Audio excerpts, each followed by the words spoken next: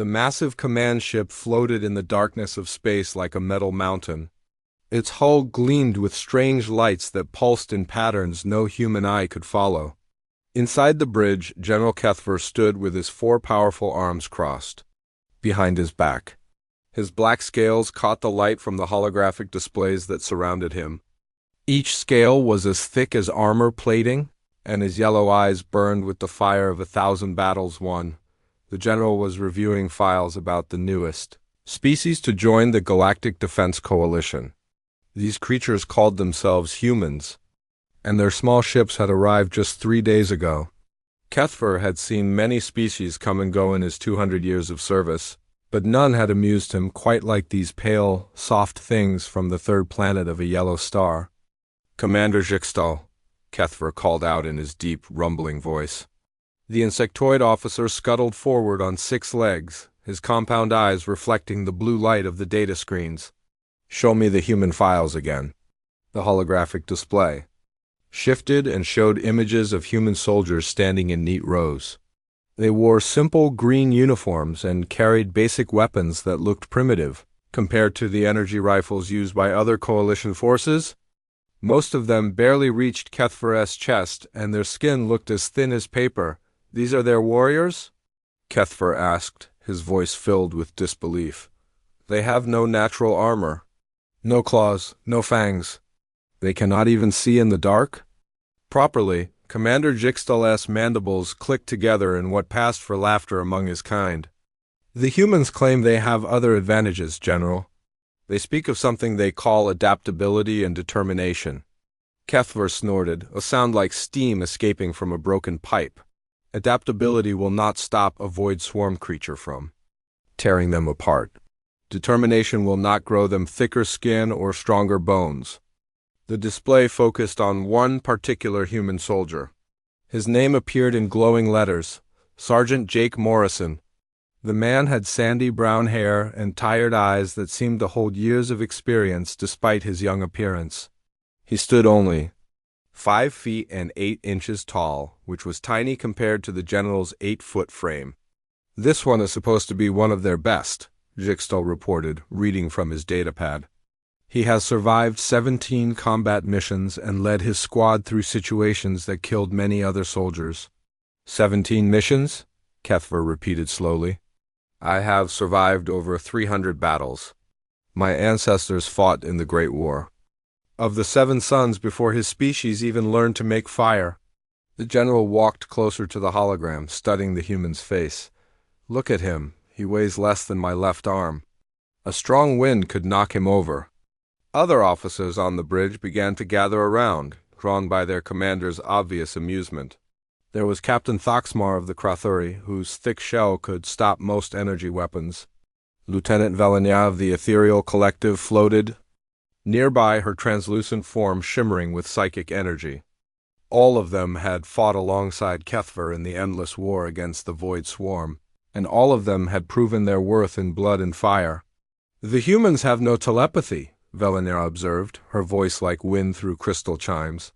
"They cannot sense the void creatures approaching until they see them with their weak eyes. And they have only 2 arms, added Thoxmar, flexing his 4 massive limbs. "How do they expect to fight efficiently with such limitations?" Kethver nodded and pulled up more files. The humans had sent detailed reports about their military capabilities, and reading them only made the general more convinced that this species was doomed. Their weapons used chemical explosives instead of energy beams. Their armor was made of simple metals instead of living crystal or bioengineered carapace. Their ships were crude things that burned fossil fuels to push themselves through space. "Look at their medical reports," Kethver said, pointing to another set of data. "They live for less than 100 years. Most of them will die of old age before they even reach their physical prime. Their bones break easily, their muscles tear under stress. They need to eat and drink constantly or they die." The assembled officers murmured among themselves. In the galactic community, humans were clearly at the bottom of the evolutionary ladder.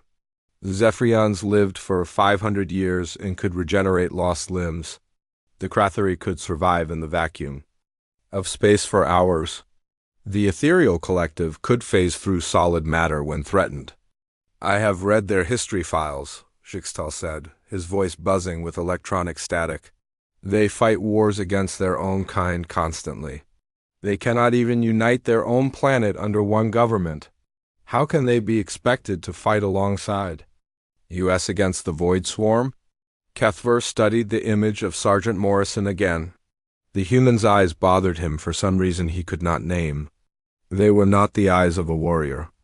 They were too soft, too full of something that looked almost like compassion. Real warriors had hard eyes that showed no mercy to their enemies. The High Council has decided to send them to the front lines, Kethver announced. They will face the Void Swarm at the Kepler 442 system. It is one of the most dangerous battlefields in the current war. A hush fell over the bridge. Even the most experienced officers knew that Kepler 442 was where soldiers went to die. The Void Swarm had been growing stronger there for months, consuming entire asteroids and leaving nothing but empty space behind. 3 different species had tried to hold the line, and all had been forced to retreat with massive losses. They are sending the humans there to die, Thoxmar said quietly. The High Council wants to use them as cannon fodder while the real warriors prepare for more important battles. Exactly, Kethver agreed. The humans will draw the Void Swarm's attention. While we strengthen our defenses in more strategic locations, they will buy us time with their lives. The general closed the holographic display and turned to face his officers. I estimate that the humans will last perhaps 3 days against the Void Swarm, maybe 4 if they are very lucky. Their weapons cannot penetrate void armor, and their fragile bodies cannot withstand the creature's attacks. What about their ships?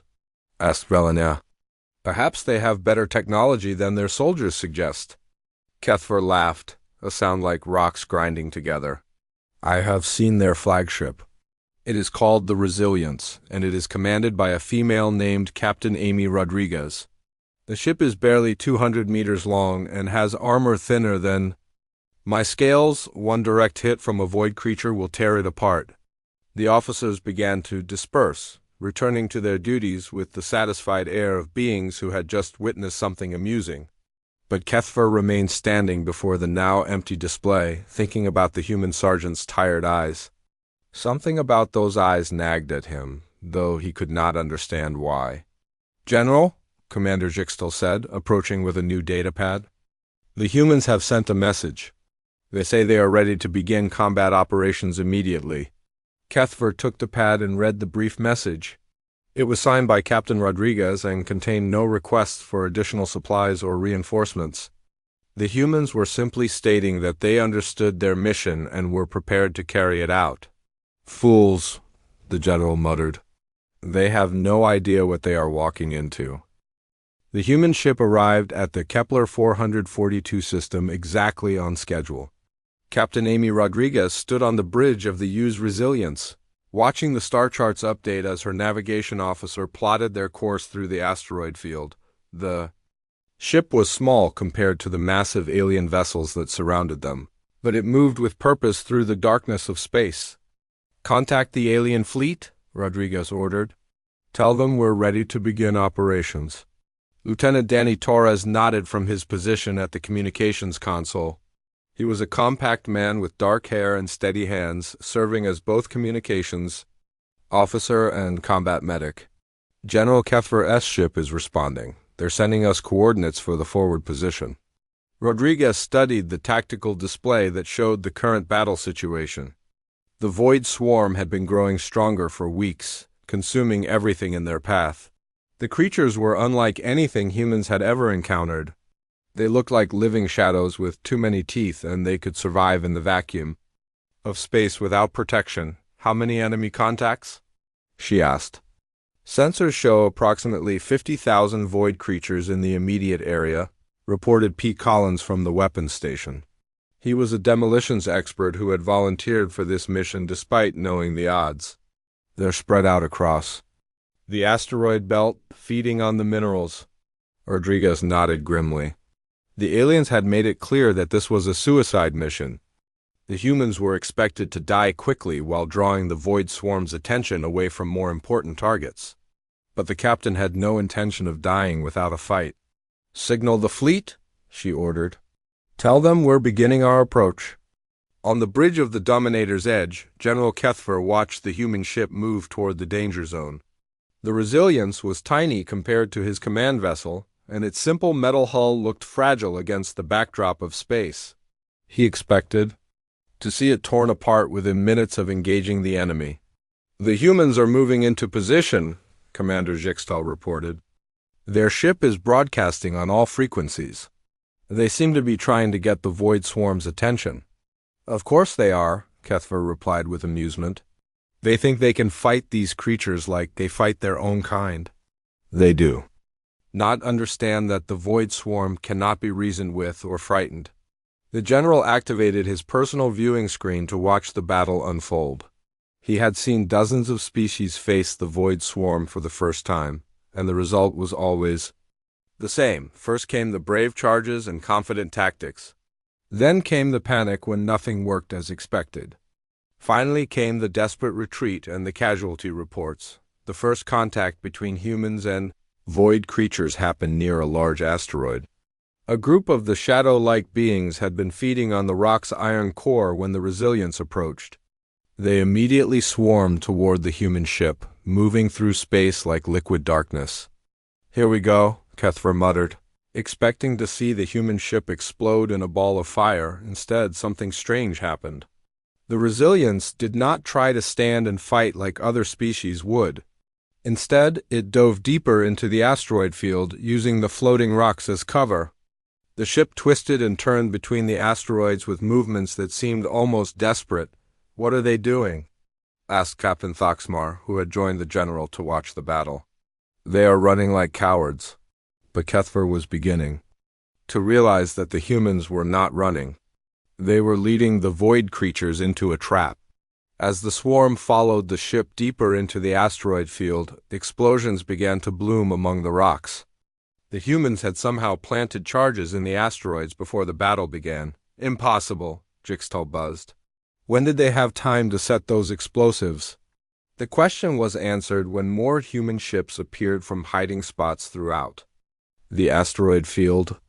They were small craft, barely larger than fighter planes, but they moved with coordination that impressed even the experienced alien officers. Each ship carried a small crew of humans who had somehow managed to stay hidden for days. Sergeant Jake Morrison was aboard one of these smaller ships, leading a squad of 6 soldiers. His pilot was Lisa Grant, a sniper who had trained on 12 different types of weapons. Their demolitions expert was P. Collins, who had been setting charges in the asteroids for 3 days without being detected. "Target the larger creatures first," Morrison ordered over the radio. "Use the asteroids for cover and keep moving. Don't let them corner you." The human tactics were unlike anything the aliens had seen before. While other species relied on superior technology or natural abilities, the humans used the environment itself as a weapon. They turned the asteroid field into a maze of traps and ambush. Morrison's squad demonstrated something that amazed the watching aliens. When their ship was damaged and began losing air, they did not panic or call for rescue. Instead, they sealed themselves into their combat suits and continued fighting from inside the asteroids themselves. They used their smaller size to move through spaces that would be impossible for larger aliens to navigate. "They're fighting inside the rocks," Lieutenant Velenia observed with wonder. "They have turned the entire asteroid field into a fortress." General Kethfer watched in growing fascination as the humans continued their unconventional battle. When Pete Collins ran out of regular explosives, he began using pieces of destroyed void creatures as improvised bombs. When Lisa Grant's sniper rifle was damaged, she quickly modified it using spare parts from their ship. The most impressive display came when Morrison's squad was completely cut off from the main fleet. Instead of surrendering or calling for help, they simply disappeared into the asteroids. For several hours there was no sign of them on any sensors. The aliens assumed they had been killed, then reports started coming in from across the battle zone. Void creatures were exploding from the inside. Their feeding groups were being attacked by invisible enemies who struck without warning and vanished before reinforcements could arrive. The creatures, which had never shown fear before actually, began to retreat from certain areas of the asteroid field. "How are they doing this?" Foxmar asked in amazement. "The humans have no natural camouflage. They cannot turn invisible like some species." The answer came when one of the alien scout ships detected human life signs inside a hollowed-out asteroid. The humans had been carving out hiding spots in the rocks, creating a network of tunnels and chambers that allowed them to move unseen throughout the battle zone. They were not just fighting the Void Swarm, they were living inside the battlefield itself. Danny Torres proved his worth as a combat medic when Morrison was injured by debris from an exploding void creature. Instead of evacuating the sergeant, Torres performed surgery inside the asteroid tunnel while Lisa Grant provided security. The operation was successful, and Morrison was back in action within hours. "These humans are not what we expected," Commander Jixtel admitted reluctantly. "They do not fight like any other species we have encountered." General Kethver nodded slowly. He was beginning to understand that human weakness might actually be a form of strength. Because they were small and fragile, the void creatures did not see them as a primary threat. Because they had no natural weapons they had learned to use. Everything around them as a tool of war. The battle continued for hours, with the humans gradually gaining ground against impossible odds. They lost several soldiers, but each loss only seemed to make the survivors fight harder. When Kelly Nash's communications equipment was destroyed, she built a new transmitter using parts from a destroyed void creature. When their ammunition ran low, they began capturing enemy weapons and modifying them for human use. By the end of the first day, the impossible had happened. The humans had not been destroyed. In fact, they had actually pushed the Void Swarm back from several key positions. The creatures that had terrorized the galaxy for decades were retreating from a handful of small, soft beings who should have been easy prey. General Kethver stood in his command center, staring at the tactical display that showed human positions, marked in green throughout the asteroid field. For the first time in his long military career, he was forced to admit that he might have underestimated an enemy. "Send a message to the humans," he ordered quietly. "Tell them they have earned the right to continue their mission." 3 days into the battle, the situation had become desperate. The Void Swarm was learning from every encounter, adapting to the tactics used against them. What had worked on the first day was useless by the third. The creatures were growing, smarter, faster, and more dangerous with each passing hour. General Kethver stood in his command center, watching the tactical display with growing concern. The red markers that represented enemy forces had doubled in number overnight. The Void Swarm was not just defending anymore, they were actively hunting. Several alien ships had been destroyed during the night, their crews consumed before they could send distress signals. "General," Commander Jixtal approached with a datapad clutched in his claws. "The scout ships have located the source of the Void Swarm's rapid reproduction. There is a breeding facility on the planet below." Kethver studied the images on the screen. The planet was a barren world covered in toxic storms, but deep beneath its surface was a massive complex where the void creatures were being born by the thousands. The facility was protected by an energy shield that could withstand the combined firepower of the entire fleet. "How often does the shield drop?" the general asked.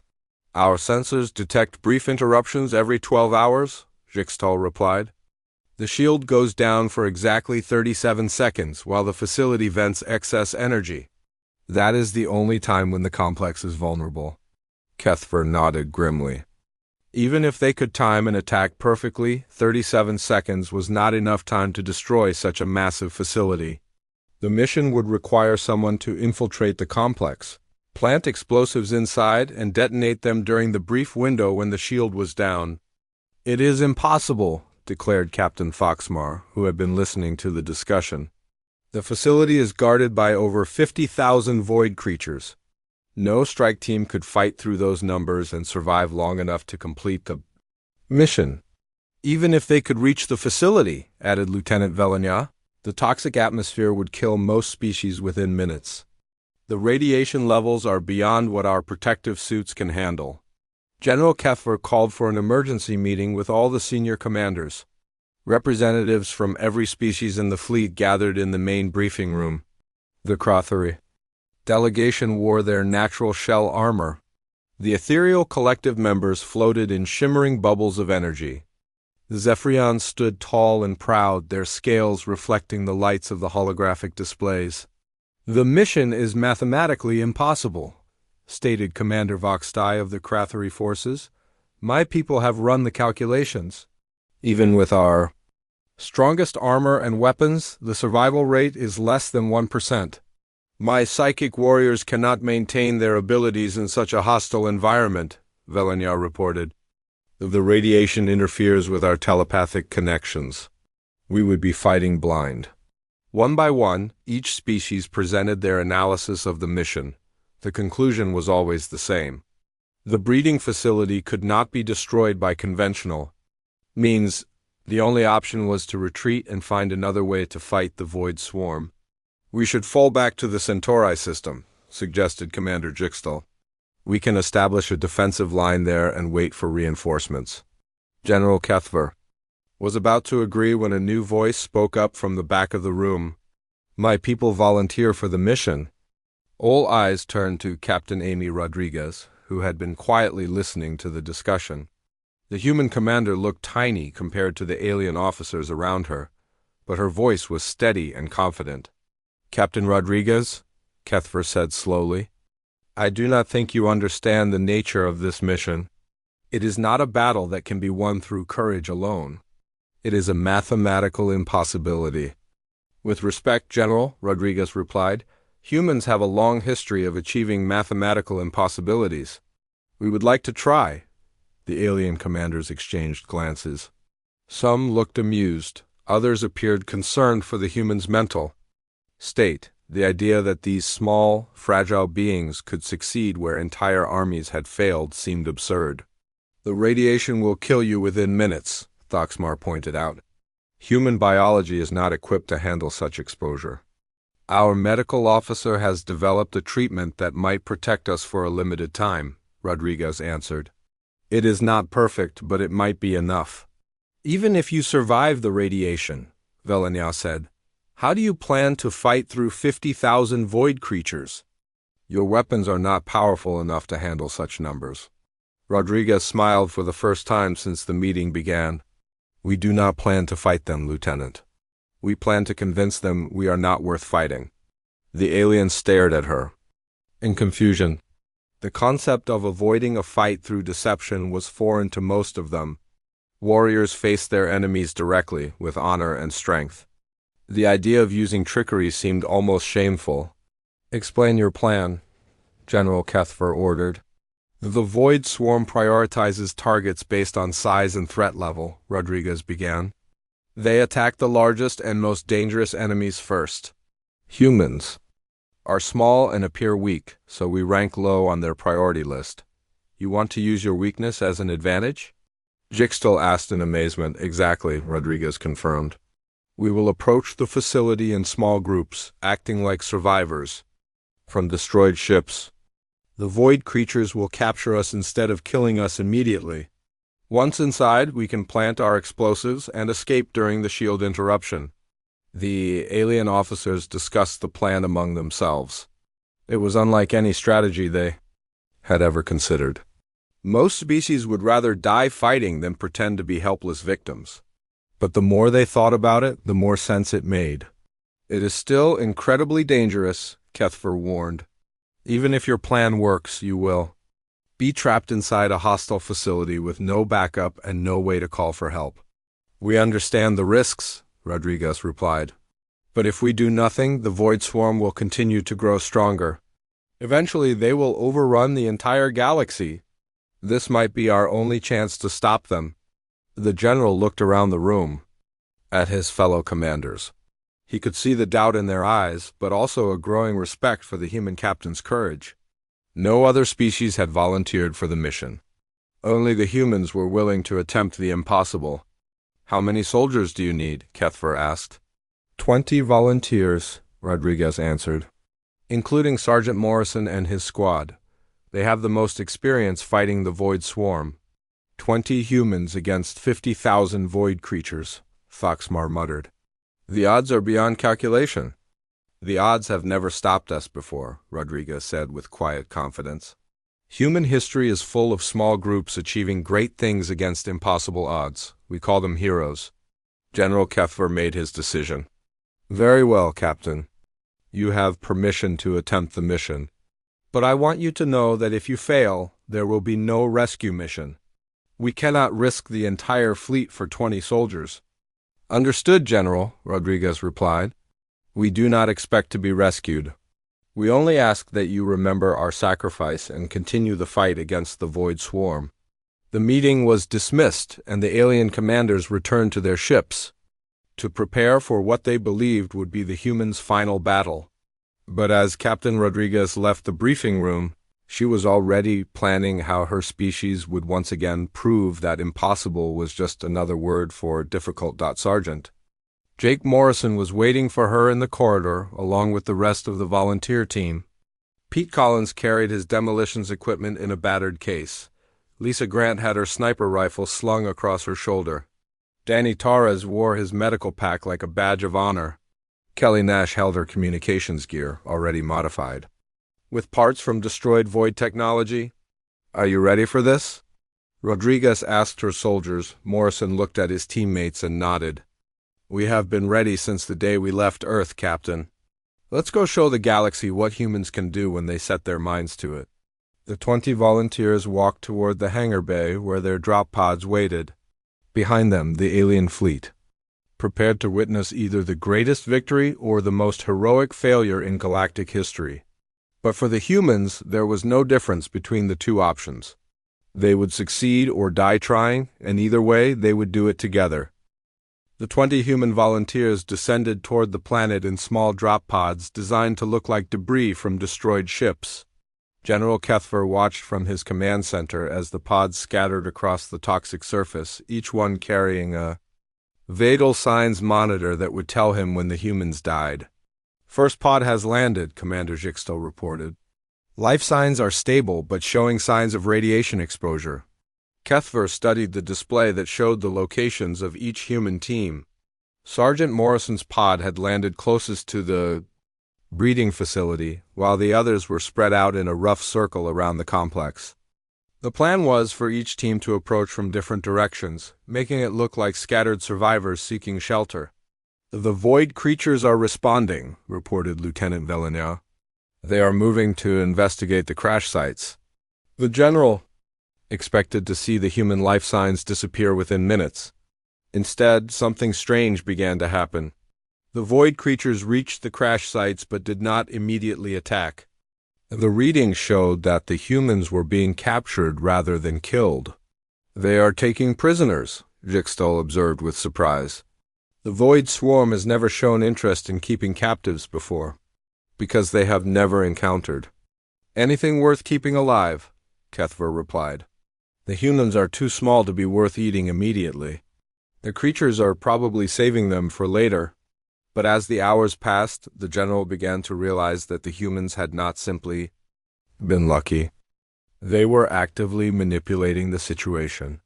The life sign monitors showed that the captured humans were being moved deeper into the facility, exactly where they needed to be to plant their explosives. Morrison's team had been taken to what appeared to be a storage area near the facility's main power core.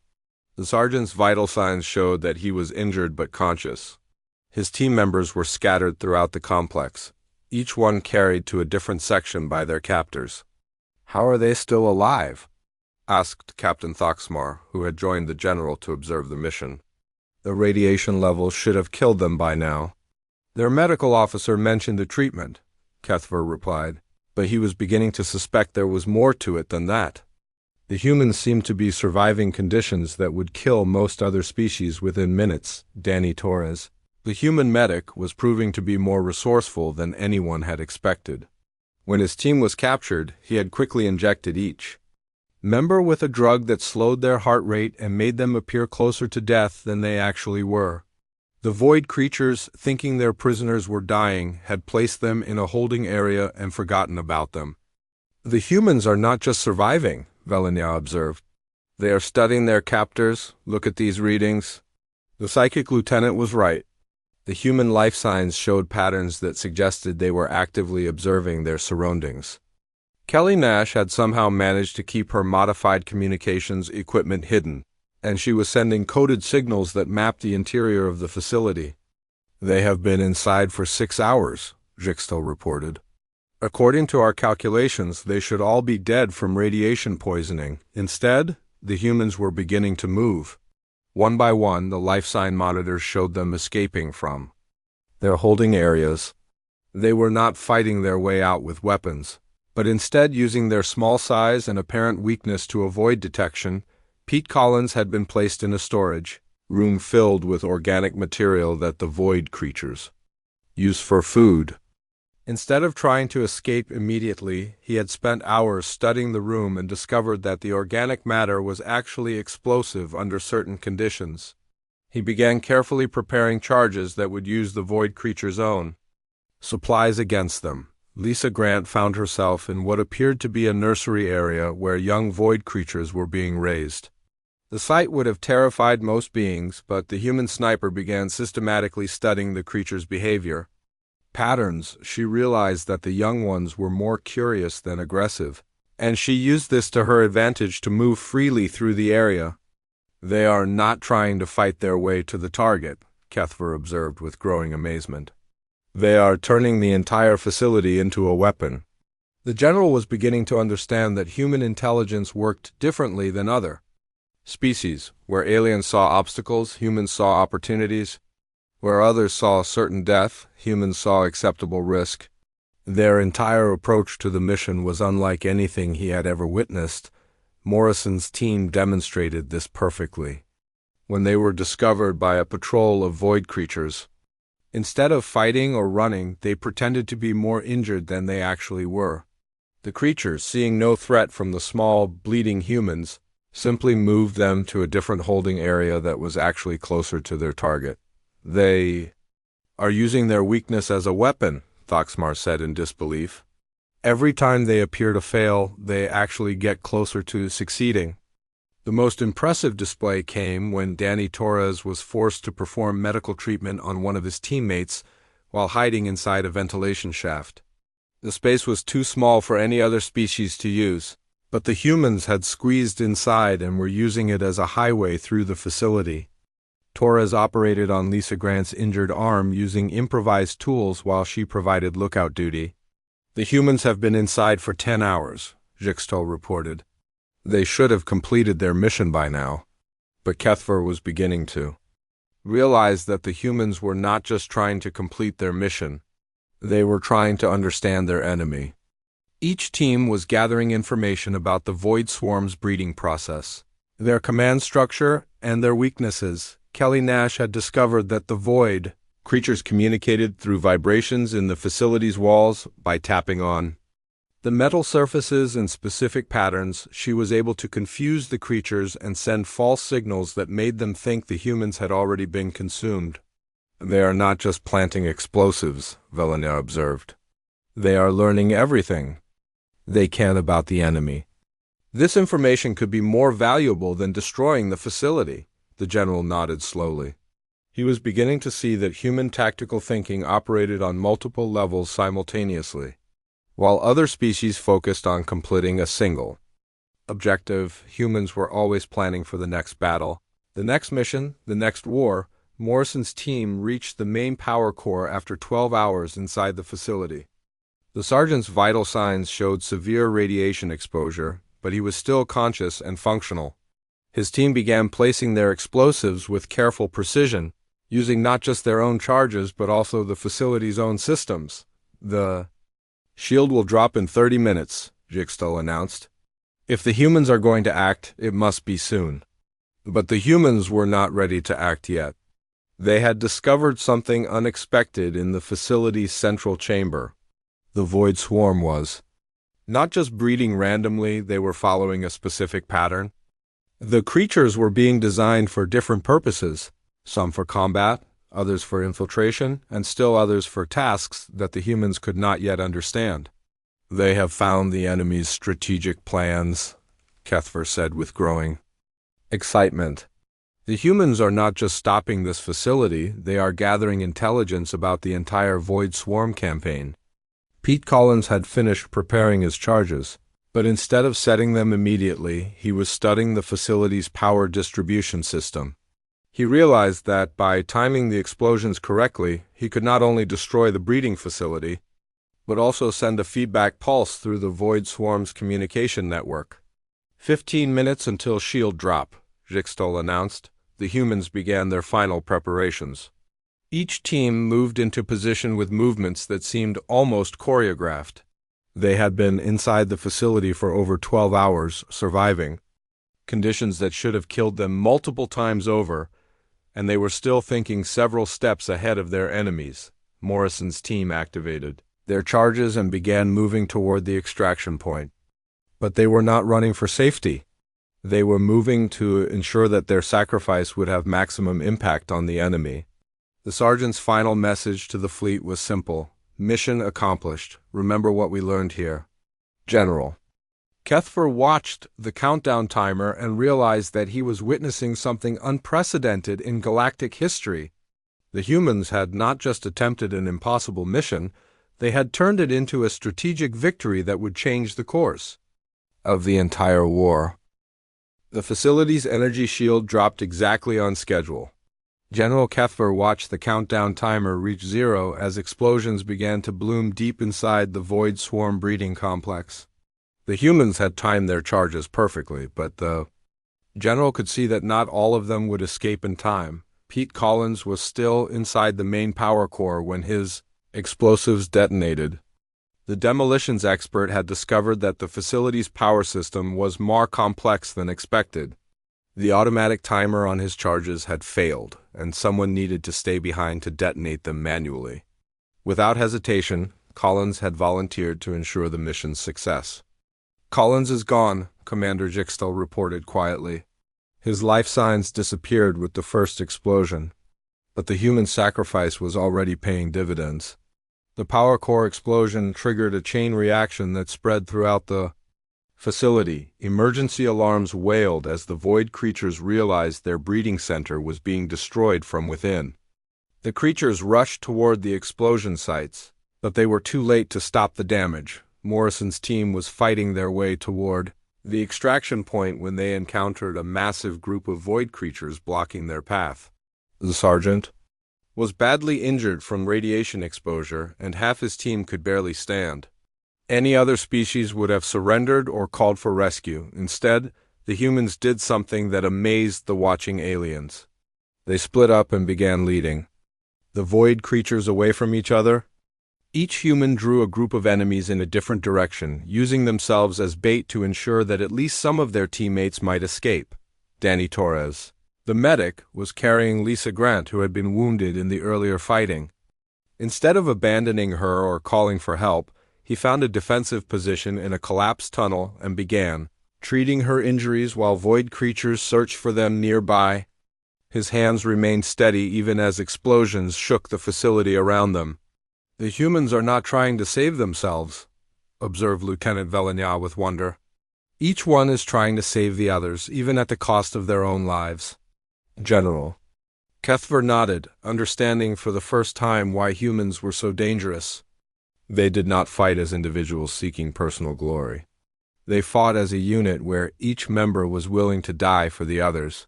This created a strength that was greater than the sum of its parts. Lisa Grant proved this when she insisted on providing covering fire despite her injuries. Using a damaged void weapon that she had modified with spare parts from her equipment, she held off an entire squad of creatures while Torres and 2 other humans escaped through a ventilation shaft. She continued firing until her improvised weapon overheated and exploded. "Grant's life signs are gone," Jixtal reported. But her actions allowed 3 others to reach the surface. The facility was collapsing around them, but the surviving humans continued to fight with determination that bordered on madness. Kelly Nash had lost her communications equipment in an explosion, but she rebuilt a transmitter using components from destroyed void technology and debris from the facility itself. Her jury-rigged device allowed the escape teams to coordinate their movements. Morrison's team faced the worst situation. They were trapped in a section of the facility that was filling with toxic gas from the damaged life support systems. The sergeant was unconscious from radiation poisoning, and his remaining teammates were barely functional. The logical decision would have been to abandon him and try to save themselves. Instead, the humans did something that defied all military logic. They built an improvised stretcher from debris and began carrying their unconscious leader toward the surface. They moved slowly through the collapsing tunnels, stopping frequently to hide from void patrols, but they never considered leaving Morrison behind. "They are going to die," Thoxmar observed. "All of them will die, trying to save one man who cannot even fight anymore." But the humans had one more surprise for their observers. As they struggled through the facility, they were not just trying to escape. They were still gathering intelligence. One team member used a damaged scanner to record the facility's layout, while another collected samples of void technology that might be useful for future battles. The most impressive display came when the humans encountered a group of young void creatures that had been separated from their handlers during the explosions. Any other species would have killed the creatures immediately or tried to avoid them entirely. Instead, the humans studied them carefully before making a decision that shocked the watching aliens. They captured one of the young creatures alive. "They are taking a prisoner," Kethver said in amazement, "in the middle of a collapsing enemy facility. While fighting for their lives, they are thinking about intelligence gathering for future operations." Danny Torres had sedated the young void creature using modified medical supplies and was carrying it along with the injured Morrison. The medic was essentially carrying two patients while navigating through a hostile, collapsing facility. His determination was beyond anything the aliens had ever witnessed. The escape took 6 hours. 6 hours of fighting through toxic gas, collapsing tunnels, and pursuing void creatures. 6 hours of carrying wounded teammates and valuable intelligence through conditions that would have killed most other beings within minutes. 6 hours of proving that human stubbornness was a tactical advantage. When the first human finally emerged from the facility, General Kethver felt something he had never experienced before. It took him several moments to recognize the emotion as respect.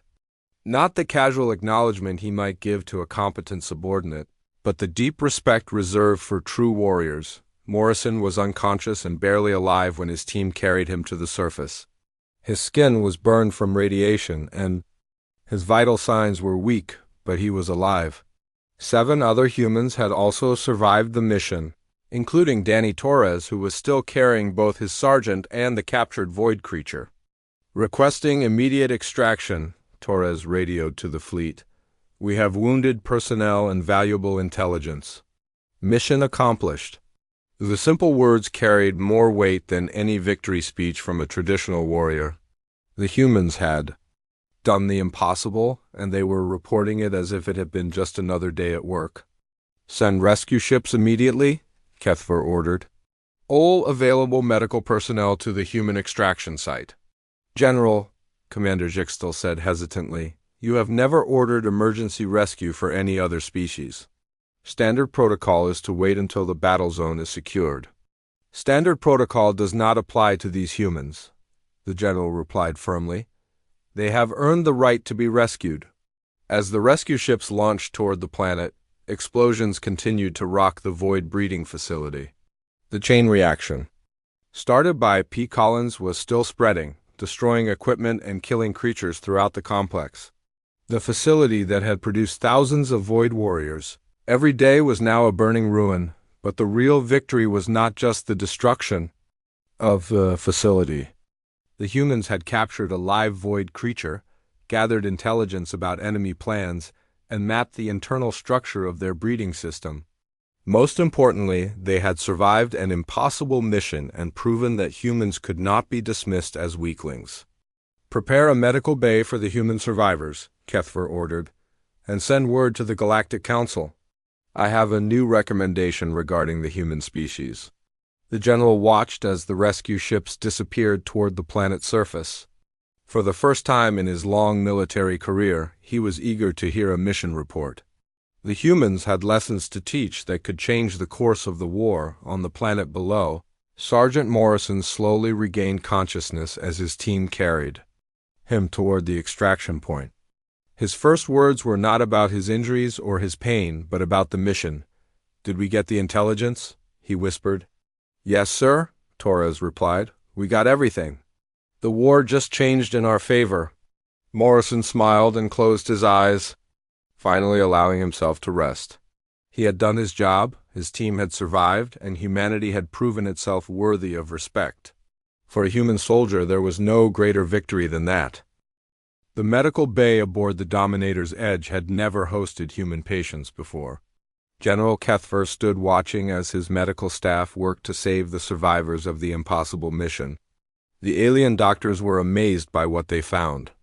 The humans should have died from radiation poisoning hours ago, yet 7 of them were still alive and conscious.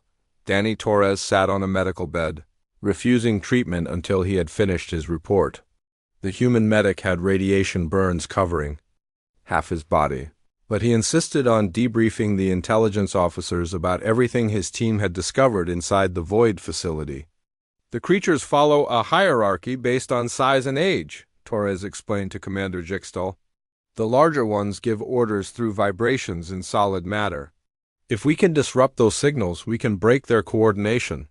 Sergeant Morrison lay unconscious on another bed, his body fighting the effects of massive radiation exposure. His vital signs were weak, but they were stable. The alien doctors could not understand how he was still alive after spending 13 hours inside the toxic facility. "Human biology is more resilient than we calculated," reported the chief medical officer, a crystalline being named Healer Voxen. "Their cellular structure seems designed to handle extreme stress. It is as if their entire species evolved in a hostile environment." General Kethver nodded thoughtfully. Earth was indeed a hostile world compared to most inhabited planets. Humans had evolved under constant threat from natural disasters, climate changes, and their own aggressive nature. What seemed like weakness to other species was actually the result of millions of years of survival training.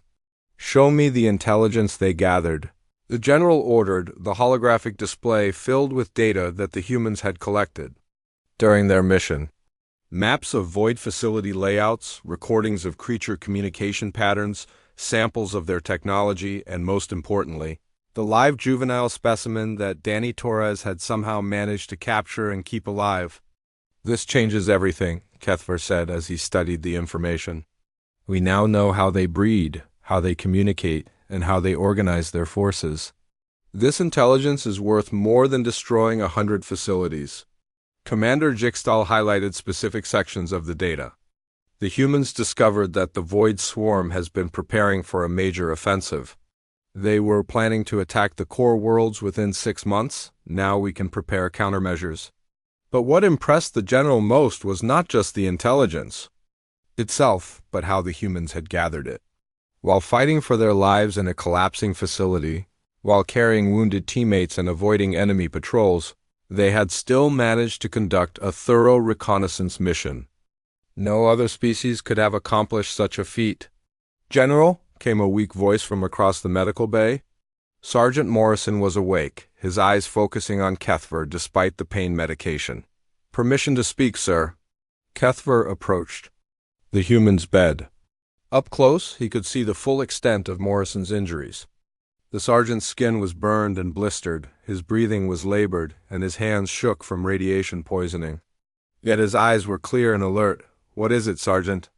The general asked. "My team," Morrison whispered. "How many made it?" "Out. 7 survivors," Kethver replied. "Including yourself and Torres. You lost 13 soldiers in the mission." Morrison closed his eyes for a moment, processing the loss. When he opened them again, there was no regret, only determination. "Did the mission succeed, sir?" "Did we stop the breeding facility?" "You destroyed it completely," the general confirmed. "The chain reaction is still spreading through their underground network. Our estimates suggest it will take them months to rebuild their breeding capacity. Good, Morrison said with satisfaction. Pete and Lisa did not die for nothing then. The simple acceptance of loss impressed Kethver more than any display of grief would have. The human understood that war required sacrifice, and he was prepared to bear that cost without complaint. This was the mindset of a true warrior. Sergeant, the general said formally, I am calling an emergency session of the Galactic Council. Your species will no longer be assigned to cannon fodder missions. You have earned the right to fight alongside our elite forces. Morrison tried to sit up, but his injuries forced him back down. With respect, sir, we do not need special treatment. We just want to fight where we can do the most good. That is exactly why you deserve special treatment, Kethver replied. Most species fight for glory or territory, you fight for others. That makes you more dangerous to our enemies than any weapon we possess. The general left the medical bay and went directly to his communication center. He activated the emergency council frequency and waited for the representatives of all major species to connect. Within minutes, the holographic projectors showed the leaders of the Galactic Defense Coalition. Fellow commanders, Kethver began, I am requesting an immediate reassessment of human military capabilities. The mission at Kepler 442 has revealed tactical abilities that we severely underestimated. He presented the intelligence gathered by the human teams, showing the detailed maps and communication intercepts that had been collected under impossible conditions. The alien commanders listened in growing amazement as Kethver described how 20 humans had accomplished what entire armies had failed to attempt. Are you suggesting that these small beings are superior warriors? Asked General Krextha of the Krathari forces. I am suggesting that they are different warriors, Kethver replied. They do not fight like any other species in the galaxy. They use tactics that seem impossible until you see them work. The debate that followed lasted for hours. Some commanders remained skeptical, arguing that one successful mission did not prove human superiority. Others were convinced that the intelligence gathered by the humans was too valuable to ignore. Finally, the Supreme Commander of the Coalition, an ancient being known as the Arbiter, rendered the final decision. The humans will be reassigned to Special Operations Units. They will work directly with our most elite forces on missions that require unconventional tactics. There is one more thing, Kethver added. Sergeant Morrison and his surviving team members should be offered positions in my personal guard unit. They have earned the right to serve among our finest warriors. The council agreed unanimously. For the first time in galactic history, members of a newly discovered species would be invited to join the elite guard of a senior general when Kethver returned to the medical bay. He found Morrison sitting up and talking quietly with his surviving teammates. The humans were already planning their next mission, discussing what they had learned and how they could use it more effectively. Sergeant, the general announced, the Galactic Council has approved your transfer to my elite guard. You and your team will be working on special operations that require your unique skills. Morrison looked around at his teammates, then back at the general. We accept the honor, sir, but we have one request. What is that?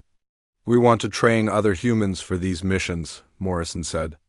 Our species has billions of soldiers who could learn these tactics. We want to share what we know. Kethver smiled, an expression that few beings had ever seen on his reptilian features. I was hoping you would say that, Sergeant. The galaxy needs more warriors who think like humans. As the general left the medical bay, he reflected on how much his understanding had changed in just 1 week. He had started by dismissing humans as weak cannon fodder. Now he saw them as perhaps the most dangerous allies the galaxy had ever known. In a universe filled with species that relied on natural advantages, the humans had learned to turn disadvantages into strengths. They were not the strongest or the fastest or the most intelligent species in the galaxy, but they might be the most adaptable, and in a war against an enemy like the Void Swarm, adaptability was the ultimate weapon. The war was far from over. But thanks to a small group of humans who refused to accept the impossible, the galaxy now had hope for victory. And General Keffer had learned the most important lesson of his long military career. Never underestimate a human who has made up their mind to fight. Sergeant Morrison and his team had not just completed an impossible mission, they had changed the course of galactic history, one small act of courage at a time. That, Keffer realized, was the most human thing of all.